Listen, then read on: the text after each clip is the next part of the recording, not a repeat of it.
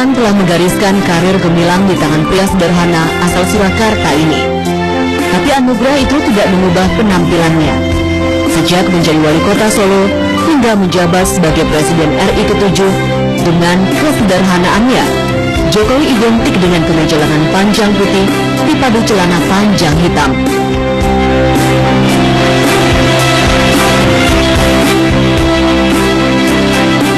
Adalah Suparto, seorang penjahit yang juga berasal dari Surakarta, yang ikut andil dalam penampilan seorang Joko Widodo.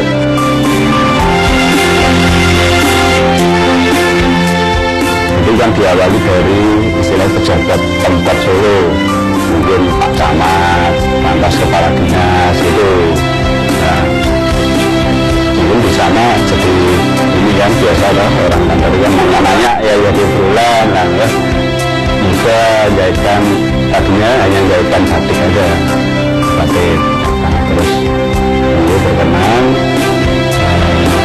saya disuruh bikin yang bagian dinas itu, bagian kantor itu. Saat itu wali kota.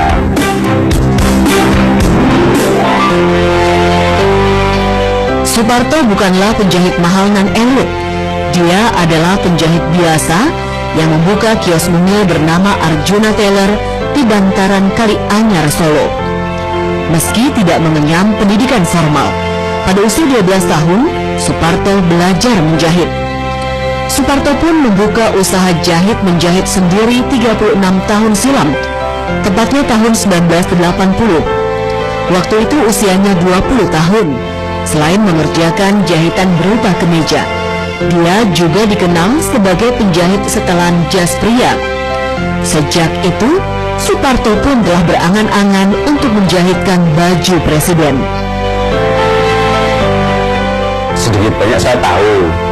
Jadi kalau saya jahitkan bajunya Pak Harto waktu itu juga insya Allah saya juga mampu gitu loh, mampu. Jadi, maka saya berani menulis surat itu. Respon nggak, Pak? Ya ada respon, ya ada respon.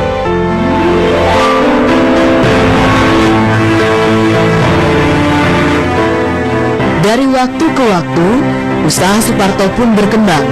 Kini Arjuna Tailor makin sering mendapat order jahitan untuk korporat. Saat Jokowi kampanye pemilihan Gubernur DKI Jakarta 2012, Arjuna Tailor menjahit dan memasarkan baju kotak-kotak khas yang dikenakan Jokowi.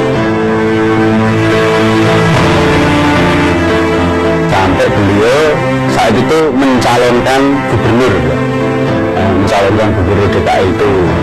Saya apa itu sore-sore itu dipanggil ke rumah dinas di sini Lodji Bandung namanya, untuk membuat baju kotak-kotak ya dah. Jadi kalau Pak Jokowi pasti kita tidak bisa lupa tentang baju kotak-kotak itu. Dipanggil ke sana untuk bikin baju kotak-kotak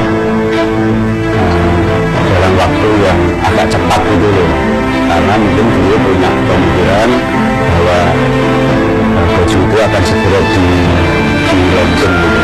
Hari Jumat itu beliau datang ke sini, ke tempat produksi saya di sebelah sana. Sudah siap ya, sudah siap. Hari Sabtunya di launching, dipublikasikan bahwa baju yang dipakai kampanye Jokowi Ahok itu pakai baju kotak-kotak itu. Begitu fenomenalnya baju kotak-kotak yang dikenakan Jokowi saat itu. Suparto pun kebanjiran order dari para simpatisan Jokowi untuk baju kotak-kotak yang sama.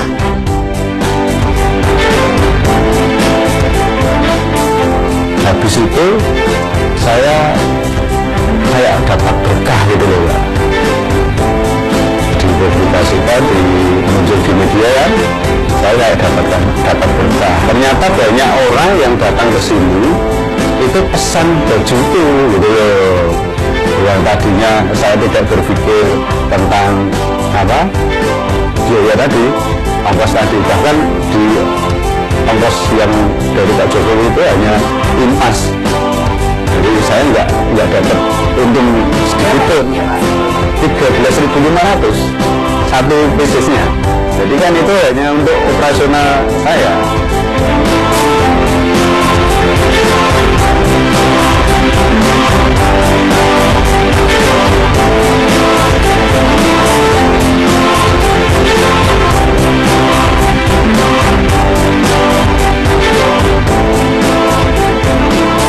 Ketika Jokowi maju sebagai calon presiden, Suparto kembali mendapat order baju kampanye kotak-kotak Jokowi Yusuf Kala. Tentu saja, hal ini membawa kebanggaan tersendiri bagi Suparto dan keluarga. Harapan saya ketika Pak Jokowi mempercayakan jahitan di sini, saya sebagai pendamping suami, karena yang jahit itu suami, saya merasa bangga diberi kepercayaan untuk membuatkan yang dikehendaki oleh Pak Jokowi, terutama pekerjaan jahitan pribadinya, baju pribadi Pak Jokowi.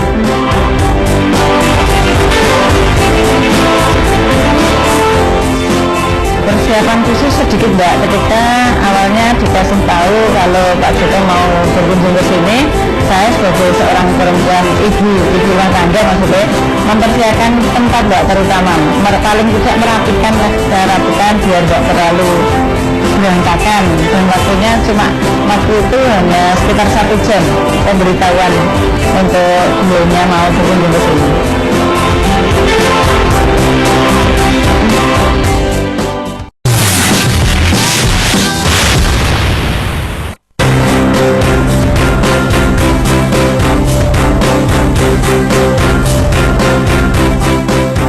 Arjuna Tailor memang bukan jasa jahit-menjahit yang besar, tapi saat Jokowi menjabat sebagai wali kota Solo, tak ada penjahit lain yang dapat memijit hatinya selain Suparto, sang pemilik Arjuna Tailor.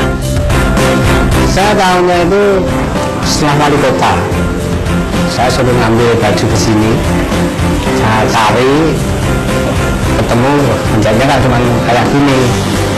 Saya ambil, saya kembali ke rumah dinas, Pak sudah, oh ya, saya nanya, Pak, jadinya kan ke situ, emang kenapa? Yang penting kan enak, dan jadi uang itu langganan saya sejak kecil. Namanya seperti itu, saya terus, jadi ya ini bagus lah kalau bapak nyaman. Bila Jokowi sedemikian nyaman dan mempercayai penampilannya kepada seorang penjahit kecil selama bertahun-tahun, lantas pertanyaannya, apa yang membuat seorang Jokowi memilih Suparto sebagai penjahit baju-bajunya? Enggak cerewet sekali. Jadi beliau itu ukurannya memang beda dengan masyarakat umum, ukuran badannya. Jadi kalau celana itu tinggi, panjang, kakinya panjang. Jadi kalau beliau itu beli celana jadi itu kayaknya jarang yang cocok, kan lingkar pinggangnya kecil, sementara panjang. Jadi beliau itu kan selalu jahitkan. Terus baju juga gitu, baju itu ukuran badannya pendek, tapi lengannya panjang. Ini lengannya panjang, ukuran lengannya itu. Dan ukurannya karena udah sering jadi langganan, ukurannya akan ada di sini ya Pak? Ada, itu saya bikinkan pola. Jadi saya bikin pola, jadi nanti kalau beliau sewaktu-waktu menyuruh saya untuk bikin, ya saya tinggal tidak usah bikin pola lagi. Kalau melihat tempatnya sederhana mungkin ya biasa, tapi Bapak kan melihat hasilnya Pak. Hasil jahitannya bagus, dipakai Bapak nyaman, dan dilihat juga pantas, maksudnya tidak kebesaran, tidak terlalu. Dan Bapak sudah tahu kalau secara tempat mungkin ya biasa, tapi kalau secara hasil memang sudah layak. Maksudnya Pak Sultan layak menjahit presiden, karena memang diawali sejak kecil sampai SMA sampai wali kota belum Pak Sultan. Jadi seakan-akan sudah antara penjahit sama Pak Jokowi sudah menyatu. Saat Jokowi atau ajudannya berhalangan datang untuk mengambil hasil jahitan, Haryanto, saudara ipar Presiden RI ke-7 ini pun kerap mendapat tugas menjemput hasil jahitan Suparto.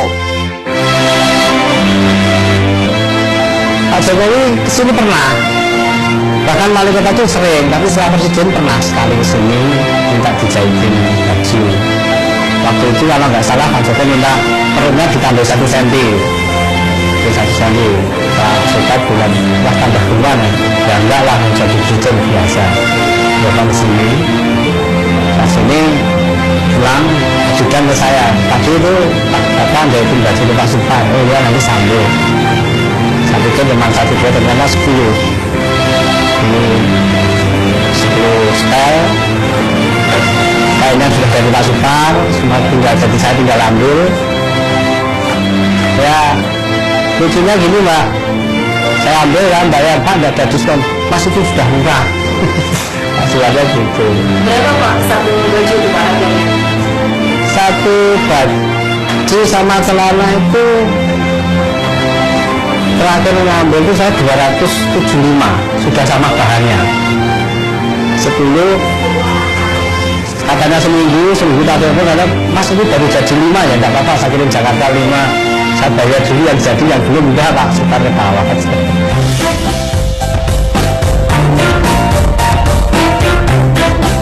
Tetap mendapat kepercayaan menjahit baju Jokowi sampai sekarang.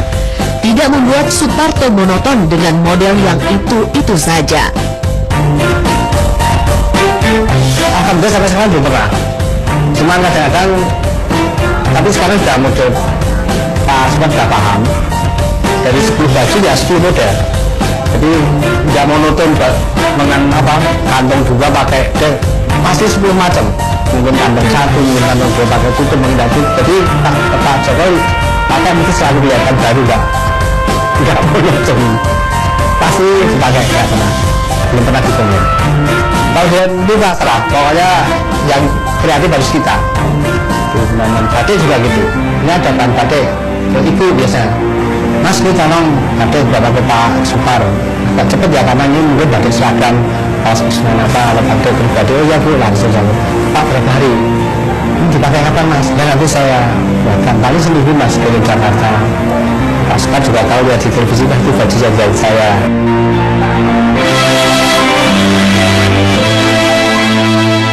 Ya, menjahit baju Jokowi selama belasan tahun membuat Suparto begitu mengenal karakter pelanggannya tersebut. Karena itulah, Suparto dapat menyesuaikan model baju yang dikenakan Jokowi dengan karakter Presiden RI tersebut.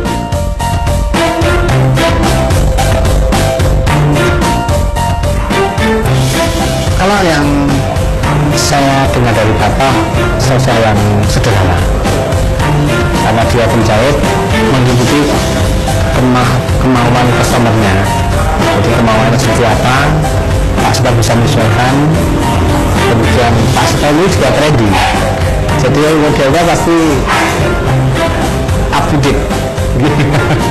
Kalau misalnya kalau Pak Jokowi ini enggak, dia berubah-ubah sendiri. Pak yang kemarin saya kasih kursi di sini ya Pak. Yang satu saya kasih di sini Pak Jokowi ini apa? Melihat sosok Pak Supar itu seperti seorang yang sederhana, tekun, jujur, tapi mengikuti model karena dia penjahit.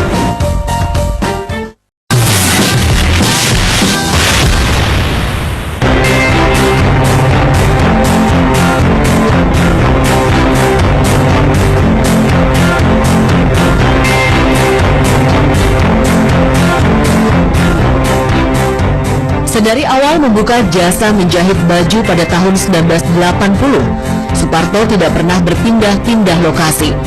Di sebuah gang di wilayah Ahmad Yani, Bantaran Kalianyar, Solo inilah Arjuna Tailor tetap berdiri. Kian hari jasa jahit-menjahit ini kian berkembang. Meski begitu, Suparto tetap menjaga profesionalitas. Tidak heran, dengan harga yang relatif murah serta jahitan yang rapi, nama Suparto pun semakin tersohor layaknya sang presiden. Melambungnya nama Suparto sebagai penjahit baju Joko Widodo membuat sejumlah orang berbondong-bondong menjahitkan bajunya di sini.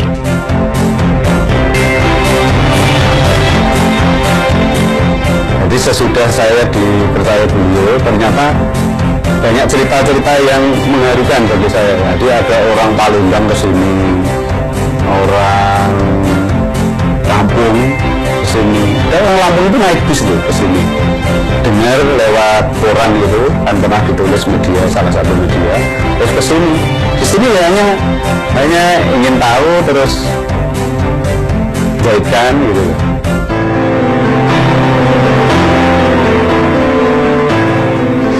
Kepercayaan sejumlah pelanggan pada jasa jahit milik Suparto yang bertahan hingga saat ini memang tidak lepas dari perjuangan yang dibangun Suparto. Suparto ingat betul bagaimana dirinya membangun usahanya ini dari nol. Jadi awal mula berdirinya Arjuna Tailor itu tahun 80, itu bertepatan usia saya 20 tahun. Jadi dulu itu kan saya sekolahnya sampai SD, lulus SD mestinya secara umum lanjut SMP, tapi karena kondisi orang tua saya bermaaf nggak sampai ke situ, nah saya belajar menjahit, diikutkan penjahit yang ada di desa. Jadi itu sahabatnya bapak saya waktu main kecil. Jadi saya ikut di situ, belajar jahit, dibina jahit, tapi ya penjahit desa mbak, ya desa di sebuah desa di Banaran, Kabupaten Sragen. Lantas di sana 3 tahun, habis 3 tahun saya ke Solo, berarti usia saya kan 15 tahun. Nah, saya putuskan umur 20 saya harus sudah buka, gitu, buka sendiri, bukan ikut orang.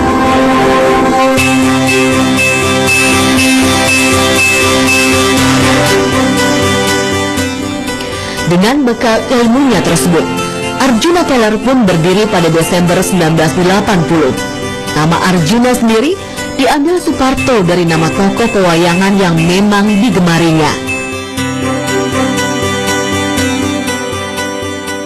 Arjuna ini kan di cerita pewayangan itu orangnya tidak banyak ulah, pendiam. Setiap dapat tugas ya itu selalu berhasil gitu loh.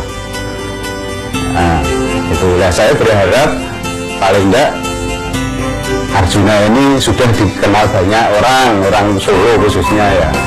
Nama Arjuna itu sudah di luar kepala loh. Terus angan-angan yang ditangkap pasti ya ini ya halus gitu ya. Saya berharapnya gitu. Dan alhamdulillah alhamdulillah itu berjalan. Dan saya sering kalau pas jalan-jalan kan pelanggan saya nggak tahu nama saya siapa gitu, tahunya ya Arjuna, Mas Arjuna gitu. Kalau sekarang Pak Arjuna, yang dulu kan masih muda Mas manggil.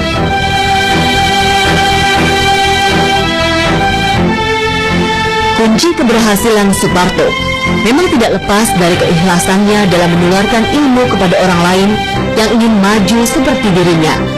Dengan tangan terbuka, Suparto menerima siapapun yang ingin belajar sekaligus mempraktekkan jahit-menjahit di Arjuna Tailor, termasuk mereka yang menyandang disabilitas. Tidak lebih dari 5 tahun, Suparto menganjurkan setiap anak didiknya untuk mandiri dengan membuka usaha baru di bidang yang sama setelah belajar jahit-menjahit dengannya.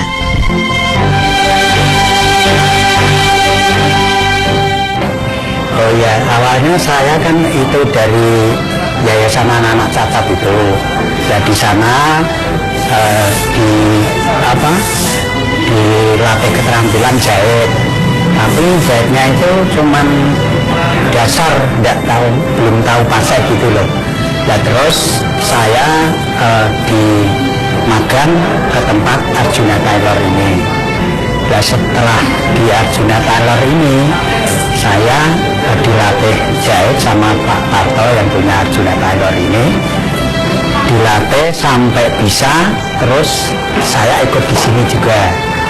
Nah, setelah ikut di sini sudah hampir 5 tahun saya keluar. Dulu kan saya itu ya terus terang aja, karena kondisi saya cacat, nggak punya harapan gitu loh. Itu perasaannya kok nggak bermanfaat itu. Setelah masuk di Arjuna ke tempat Pak Parto, saya menemukan jati diri saya bahwa walaupun saya punya kekurangan, tapi saya punya kelebihan, itu kata Pak Parto.